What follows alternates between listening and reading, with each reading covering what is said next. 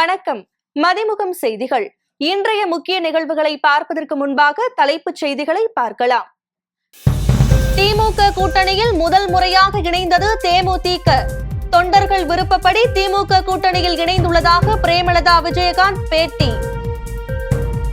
பாஜக ஆளும் மாநிலங்களில் பெண்களுக்கு பாதுகாப்பு இல்லை. சட்டமன்ற விவாதத்தில் நயினார் கேள்விக்கு முதலமைச்சர் மு.க.ஸ்டாலின் பதிலடி. திமுக கூட்டணி தனி பெரும்பான்மையுடன் ஆட்சி அமைக்கும். மதிமுக தனி சின்னத்தில் போட்டியிடப் போவதாக வைகோ பேட்டி. எல்லை தாண்டி மீன் பிடித்ததாக 22 மீனவர்கள் கைது. மீனவர்களை விடுவிக்க வெளியுறவு அமைச்சர் ஜெய்சங்கருக்கு முதலமைச்சர் கடிதம். தேமுதிக பொதுச் செயலாளர் பிரேமலதா விஜயகாந்த் முதலமைச்சரும் திமுக தலைவருமான மு.க.ஸ்டாலினை நேரில் சந்தித்து கூட்டணியை உறுதி செய்தார். சட்டமன்ற தேர்தல் நெருங்கி வரும் சூழலில் தமிழக அரசியலில் முக்கிய திருப்பமாக திமுக கூட்டணியில் தேமுதிக இணைந்துள்ளது. தேமுதிக பொதுச் செயலாளர் பிரேமலதா விஜயகாந்த் முதலமைச்சர் மு.க.ஸ்டாலினை அண்ணா அறிவாலயத்தில் நேரில் சந்தித்து தனது கூட்டணியை உறுதி செய்தார். கடந்த 4 தேர்தல்களில் தேமுதிகவின் தொடர் தோல்விக்கு தவறான கூட்டணி முடிவே காரணம் என விமர்சனம் எழுந்தது.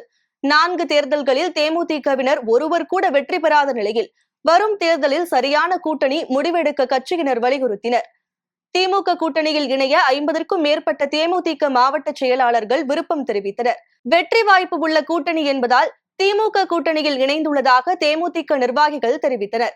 இந்நிலையில் சென்னை அண்ணா அறிவாலயத்தில் முதலமைச்சர் மு.க.ஸ்டாலினுடன் பிரேமலதா சந்தித்து பேசினார். சந்திப்பிற்கு பிறகு செய்தியாளர்களிடம் பேசிய பிரேமலதா விஜயகாந்த் தேமுதிக தொண்டர்கள் மற்றும் நிர்வாகிகளின் விருப்பப்படி திமுக கூட்டணியில் இணைந்துள்ளதாக தெரிவித்தார். தொகுதி பங்கீடு குறித்த அதிகாரப்பூர்வ அறிவிப்பு விரைவில் வெளியாகும் எனவும் அவர் தெரிவித்தார். தேசிய முற்போக்கு திராவிட கழகமும் திராவிட முன்னேற்ற கழகமும் இன்றிலிருந்து நம்ம கூட்டணியை உறுதி செய்திருக்கிறோம். இந்த கூட்டணி நான் எப்பவும் சொல்றது போல எங்க கழக மாவட்ட செயலாளர்கள், நிர்வாகிகள், தொண்டர்கள் விருப்பம் இந்த முறை திமுகவுடன் கூட்டணி வைக்க வேண்டும் என்பதுதான்.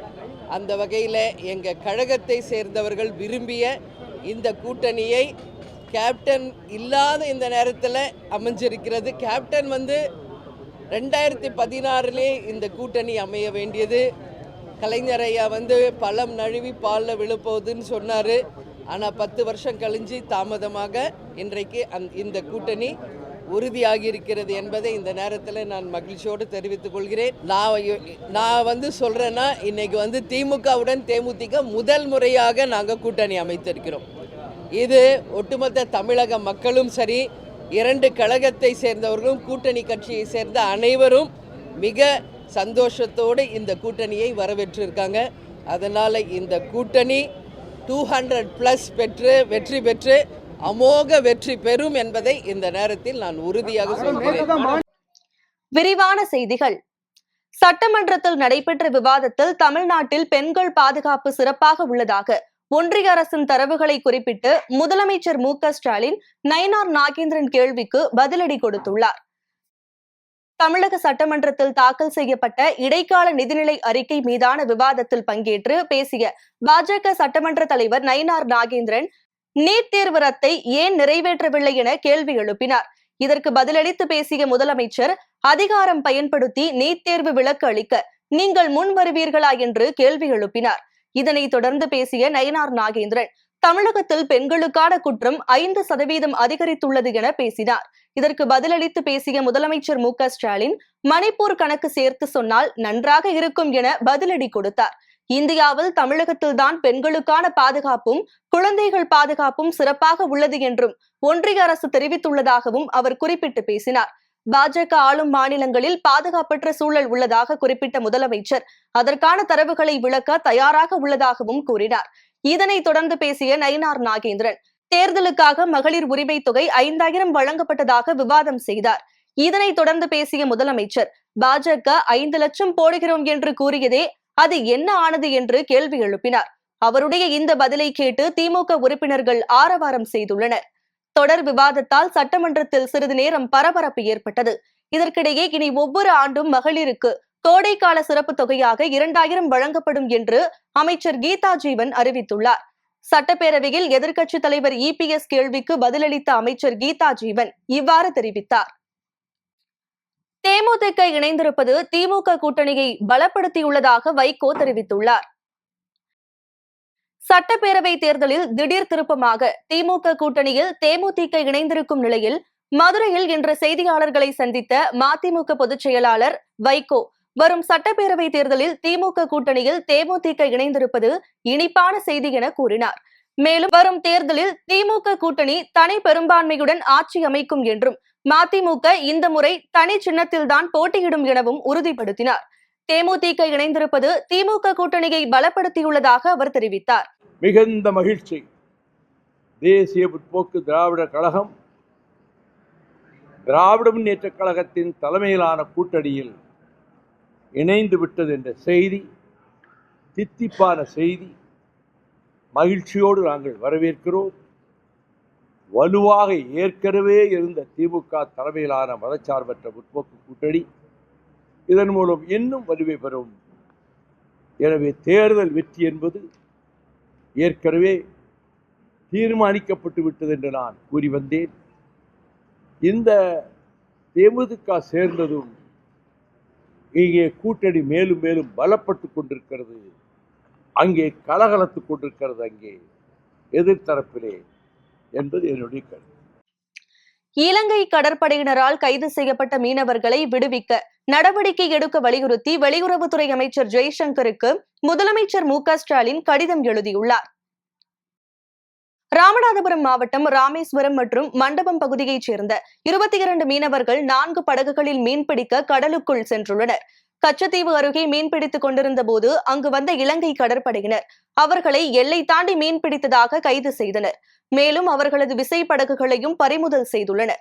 கைதான மீனவர்கள் 22 பேரையும் மன்னார் கடற்படை முகாமில் வைத்து இலங்கை படையினர் விசாரணை நடத்தி வருவதாக தகவல்கள் வெளியாகியுள்ளது. தமிழக மீனவர்கள் தொடர்ந்து இலங்கை கடற்படையினரால் கைது செய்யப்பட்டு வருவது மீனவர்களிடையே பெரும் அச்சத்தை ஏற்படுத்தியுள்ளது. இந்த நிலையில் இலங்கை கடற்படையினரால் கைது செய்யப்பட்டுள்ள அனைத்து இந்திய மீனவர்களையும் விடுவிக்க நடவடிக்கை எடுக்க வலியுறுத்தி வெளியுறவுத்துறை அமைச்சர் ஜெய்சங்கருக்கு முதலமைச்சர் மு.க.ஸ்டாலின் கடிதம் எழுதியுள்ளார். இதுகுறித்து தமிழக அரசு வெளியிட்டுள்ள செய்திக்குறிப்பில் அனைத்து மீனவர்களும் தாயகம் திரும்புவதற்கும் தற்போது கைது செய்யப்பட்டுள்ள அனைத்து மீனவர்களை விடுவிப்பதற்கும் உடனடி தூதரக நடவடிக்கைகளை எடுக்க கேட்டுக் கொண்டுள்ளார். செய்யறிவு எனப்படும் AI தாக்கம் தொடர்பான உச்சி மாநாட்டின் நிகழ்வுகளை டெல்லியில் பிரதமர் மோடி தொடக்கி வைத்தார். டெல்லி பாரத மண்டபத்தில் செய்யறிவு எனப்படும் AI தாக்கம் தொடர்பான உச்சி மாநாட்டினை பிரதமர் மோடி தொடக்கி வைத்தார். தொடக்க நிகழ்ச்சியில் ஐநா பொதுச் செயலாளர் அந்தோனியோ, பிரான்ஸ் அதிபர் இமானுவேல் மேக்ரான், பிரேசில் அதிபர் லூயிஸ் உள்ளிட்டோர் கலந்து கொண்டுள்ளனர். மாநாட்டில் பங்கேற்கும் பல்வேறு நாட்டு தலைவர்களுடன் பிரதமர் மோடி இருதரப்பு பேச்சுவார்த்தை நடத்தி வருகிறார். மேலும் நிர்வாகம், உள்கட்டமைப்பு, சர்வதேச ஒத்துழைப்பு என AI தொழில்நுட்பத்தின் தேசிய மற்றும் உலகளாவிய தேவைகள் குறித்த விவாதம் நடைபெற்று வருகிறது. தொடர்ந்து இன்று மாலை உலகின் முன்னணி தொழில்நுட்ப நிறுவனங்களின் தலைமைச் செயல் அதிகாரிகளுடன் பிரதமர் மோடி கலந்துரையாட உள்ளார்.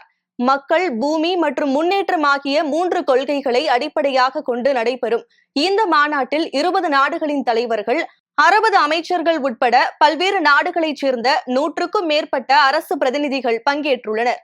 கூகுள், ஓபன் AI, மைக்ரோசாப்ட் என பல்வேறு தொழில்நுட்ப நிறுவனங்களின் தலைமைச் செயல் அதிகாரிகள் உட்பட 500க்கும் மேற்பட்டோர் பங்கேற்றுள்ளனர். திமுக அரசு மக்கள் சார்ந்த திட்டங்களை அதிக அளவில் செய்துள்ளதாக துரை வைகோ தெரிவித்துள்ளார். விருதுநகர் மாவட்டம் சாத்தூர் அடுத்த சிப்பிப்பாறையைச் சேர்ந்த மதன்ராஜ் என்ற பட்டதாரி மியான்மர் நாட்டிற்கு வேலைக்கு சென்ற நிலையில் அவருக்கு அங்கு முறையான பணி வாய்ப்பு அளிக்காமல் பல்வேறு சித்திரவதைக்கு ஆளாக்கப்பட்டார். தகவலறிந்த திருச்சி நாடாளுமன்ற உறுப்பினரும் மதிமுக முதன்மை செயலாளருமான துரை வைகோ மதன்ராஜ் மற்றும் அவருடன் இருந்த தூத்துக்குடி மாவட்டத்தைச் சேர்ந்த 3 பேர் பத்திரமாக தாயகம் திரும்ப உதவினார். இந்நிலையில் துரை வைகோவின் உதவியை பாராட்டி அவருக்கு நன்றி தெரிவிக்கும் வகையில் சிப்பிப்பாறை கிராமத்தில் நன்றி தெரிவிக்கும் கூட்டம் நடைபெற்றது. இதில் கலந்து கொண்ட பின் செய்தியாளர்களை சந்தித்த துரை வைகோ ஜாதி மதங்களை கடந்து மக்கள் சேவையை வைத்து மக்கள் வாக்குகளை செலுத்த வேண்டும் என கேட்டுக்கொண்டார். திமுக தலைமையிலான கூட்டணிக்கு மக்கள் அமோக ஆதரவை அளிப்பார்கள் என நம்பிக்கை தெரிவித்தார். உங்களுக்கு தேமுதிக பொறுத்தவரைக்கும் திமுக தலைமையிலான மதசார்பற்ற முற்போக்கு கூட்டணி இணைஞ்சதில் மறுமலர்ச்சி திமுகவினுடைய முதன்மை செயலாளராக திருச்சியோட நாடாளுமன்ற உறுப்பினர் நான் வரவேற்கிறேன். ஏன்னா இந்த தேர்தலை பொறுத்த வரைக்கும் ஒரு சவாலான தேர்தல். அந்த ஒரு பக்கம் பொறுத்த வரைக்கும் மதவாத பாஜக மற்றும் அதிமுக தலைமையிலான ஒரு கூட்டணி, மற்றொரு பக்கம் ஜனநாயக சக்திகளை இணைத்து கொண்டு திராவிட முன்னேற்ற கழகத்தின் தலைமையிலான ஒரு கூட்டணி. இந்த கூட்டணியில் எங்க பக்கம் இன்றைக்கு வந்து சேர்ந்துள்ள தேமுதிகவை நான் வரவேற்கிறேன். அந்த இயக்க தலைமைக்கும் அந்த இயக்க தோழர்களுக்கும் மறுமலர்ச்சி திமுக சார்பாக என்னுடைய வாழ்த்துக்களை நான் தெரிவித்துக் கொள்கிறேன். இந்நேரத்தில் அந்த நீங்க சொன்ன மாதிரி அண்ணன் அதிமுக தலைவர் அண்ணன் எடப்பாடியை பொறுத்த வரைக்கும் அவர் விமர்சனம் வைக்கிறாரு. அது மாதிரி திமுக அணியில போய் அவங்க சேர்ந்து விமர்சனம் வைக்கிறாரு. ஒரு எதிர்க்கட்சி தலைவரா, அது இல்லாம மாற்று கூட்டணியை சார்ந்தவர் என்ன சந்தோஷமா பட முடியும்? அவருடைய ஏதோ கருத்தை சொல்லதான் செய்வார். அதே வேளையில் பொறுத்த வரைக்கும் இந்த ஒரு எங்களுக்கு தேமுதிக மாத்திரம் கிடையாது, எந்த ஒரு இயக்கம் ஜனநாயகத்தின் மீது நம்பிக்கை கொண்ட எந்த ஒரு இயக்கமும் எங்க கூட்டணியில் சேர்றது எங்களுக்கு மகிழ்ச்சி தான். சென்னையில் ஆபரண தங்கத்தின் விலை கிராமுக்கு 270 ரூபாய் உயர்ந்து 1,16,000 ரூபாய்க்கு விற்பனை செய்யப்படுகிறது. கடந்த 3 நாட்களாக குறைந்து வந்த தங்கம் விலை இன்று அதிரடியாக உயர்ந்துள்ளது. அதன்படி சென்னையில் ஆபரண தங்கத்தின் விலை கிராமுக்கு 270 ரூபாய் உயர்ந்து 14,500 ரூபாய்க்கும், சவரனுக்கு 2,160 ரூபாய் உயர்ந்து 1,16,000 ரூபாய்க்கும் விற்பனை செய்யப்படுகிறது. தங்கத்தை போன்று வெள்ளி விலையும் இன்று அதிரடியாக உயர்ந்துள்ளது. வெள்ளி விலை கிராமுக்கு 10 ரூபாய் உயர்ந்து 1 கிராம் வெள்ளி 270 ரூபாய்க்கும், 1 கிலோ வெள்ளி 2,70,000 ரூபாய்க்கும் விற்பனை செய்யப்படுகிறது. பாகிஸ்தான் கராச்சியில் உள்ள குடியிருப்பு கட்டடத்தில் சமையல் எரிவாயு வெடித்ததில் 16 பேர் உயிரிழந்தனர். கராச்சி நகரத்தில் உள்ள அடுக்குமாடி குடியிருப்பு கட்டடத்தில் சமையல் எரிவாயு வெடித்ததில் அந்த குடியிருப்பு கட்டடம் இடிந்து சரிந்தது. இதில் ஏராளமான மக்கள் கட்டட இடிபாடுகளுக்குள் சிக்கினர். இந்த சம்பவத்தில் முதலில் 13 பேர் பலியானதாக கூறப்பட்ட நிலையில் இடிபாடுகளிலிருந்து மேலும் 3 பேரின் உடல்கள் மீட்கப்பட்டதால் பலி எண்ணிக்கை 16ஆக அதிகரித்துள்ளது. பலியானவர்களின் குடும்பத்திற்கு பாகிஸ்தான் அதிபர் இரங்கல் தெரிவித்ததுடன் அவர்களுக்கு தேவையான நடவடிக்கைகளை உடனடியாக மேற்கொள்ள உத்தரவிட்டுள்ளார். மீண்டும் தலைப்புச் செய்திகள். திமுக கூட்டணியில் முதல் முறையாக இணைந்தது தேமுதிக. தொண்டர்கள் விருப்பப்படி திமுக கூட்டணியில் இணைந்துள்ளதாக பிரேமலதா விஜயகாந்த் பேட்டி. பாஜக ஆளும் மாநிலங்களில் பெண்களுக்கு பாதுகாப்பு இல்லை. சட்டமன்ற விவாதத்தில் நயினார் கேள்விக்கு முதலமைச்சர் மு.க. ஸ்டாலின் பதிலடி. திமுக கூட்டணி தனி பெரும்பான்மையுடன் ஆட்சி அமைக்கும். மதிமுக தனி சின்னத்தில் போட்டியிடப் போவதாக வைகோ பேட்டி. எல்லை தாண்டி மீன் பிடித்ததாக 22 மீனவர்கள் கைது. மீனவர்களை விடுவிக்க வெளியுறவு அமைச்சர் ஜெய்சங்கருக்கு முதலமைச்சர் கடிதம். இத்துடன் செய்திகள் நிறைவடைந்தன. மீண்டும் செய்திகள் காலை 8 மணிக்கு. மேலும் செய்திகளை தெரிந்து கொள்ள மதிமுகம் பிரைம் யூடியூப் தளத்தில் இணைந்திருங்கள்.